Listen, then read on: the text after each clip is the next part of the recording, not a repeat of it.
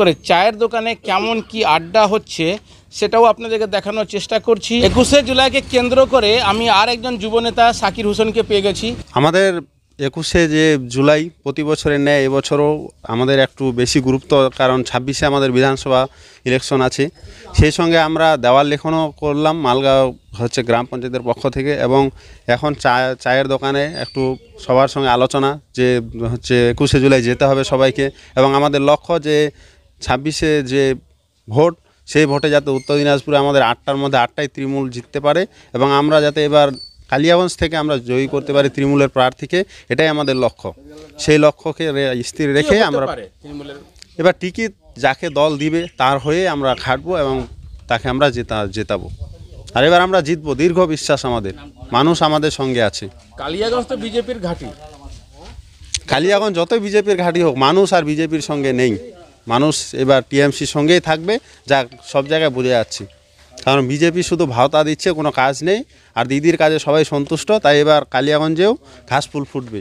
চাকরি নিয়ে যে এত দুর্নীতির খবর আসছে, এটা কোনো প্রভাব না, এটা তো বিজেপিরই চাল, বিজেপি কেস করে এগুলো করাচ্ছে। তো এগুলো যতই করুক, তাও মানুষ মমতাদির সঙ্গে আছে, আমাদের মাননীয় মুখ্যমন্ত্রীর সঙ্গে, এবং থাকবেন মানুষ। আর এবার আমাদের দীর্ঘ বিশ্বাস যে আমরা কালিয়াগঞ্জ জয়ী হবই। আপনার নাম? সাকির হোসেন। এই জোর কদমে প্রচার চলছে যুবনেতা ইমরান চৌধুরী উদ্যোগে। নমস্কার, আমি হরেন্দ্র, আপনারা দেখছেন হার্স নিউজ। এই 21শে জুলাইকে কেন্দ্র করে আবার কালিয়াগঞ্জ বিধানসভা নিয়ে তৃণমূলের প্রচারও শুরু হয়ে গেছে, বিভিন্ন চায়ের দোকানে বা রাস্তাঘাটে প্রচারও চলছে। আপনারা দেখতেই পাচ্ছেন কারা কি বলছে, সেটাও আপনাদেরকে দেখানোর চেষ্টা করছি। গতবার যাওয়া ছিল তা থেকে এবার আমরা বেশি করব, এটাই আমাদের টার্গেট। ওই জন্যে আমরা নিজ স্তর থেকে উপর স্তর পর্যন্ত সমস্ত প্রচারে আমরা ব্যস্ত আছি। এলাকা পাড়ায় দোকান মোড়ে আমরা প্রচার করছি, ওয়াল লিখন করছি, এবং ওখানে সবাই কলকাতা যাবেন। ওখানে যাওয়া আসা থাকা, বিধানসভা যে ওখানে যাওয়া আসা থাকা খাওয়ার সব ব্যবস্থা আছে, কোনো সমস্যা হবে না। এবং আগামীতে যে বিধানসভা আছে আমরা আবার ক্ষমতায় আসব, এটা আমাদের দীর্ঘ বিশ্বাস। সেটারই প্রস্তুতি চলছে। হ্যাঁ, সেটারই প্রস্তুতি চলছে, কারণ 26শে বিধানসভা, 25 চলছে, 21শে জুলাইয়ের পর থেকেই আমরা সেখানে দিদি ভোটের বিধানসভার বার্তা দিবেন। তার জন্যে আরও জন মিছিল হবে কলকাতায়। এবার একেবারে চায়ের দোকানে একেবারে আড্ডাতে জমে উঠেছেন, আপনারা কি বলবেন?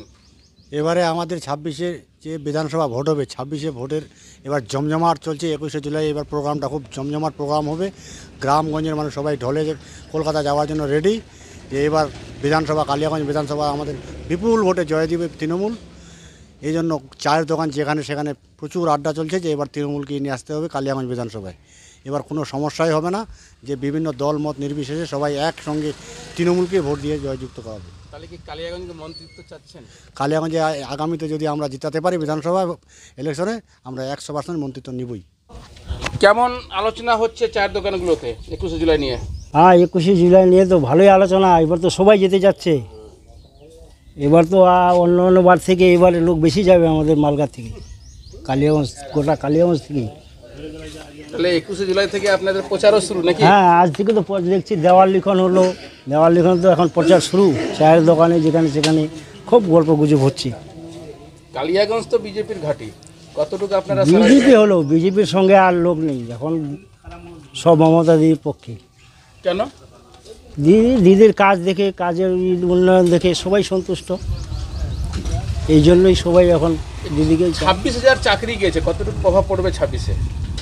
ওগুলো 26শে পড়বে না আমাদের। ওই চাকরি নিয়ে আমাদের এই গ্রাম মফস্বলে আমাদের এগুলো নিয়ে করবে না লোক, যারা পাওয়ার পাবেই। এখন সেটা বিবেচনা করে কে পাবে না পাবে সেটা পড়ে, চাকরি কোনো প্রভাব পড়বে না? না, পড়বে না।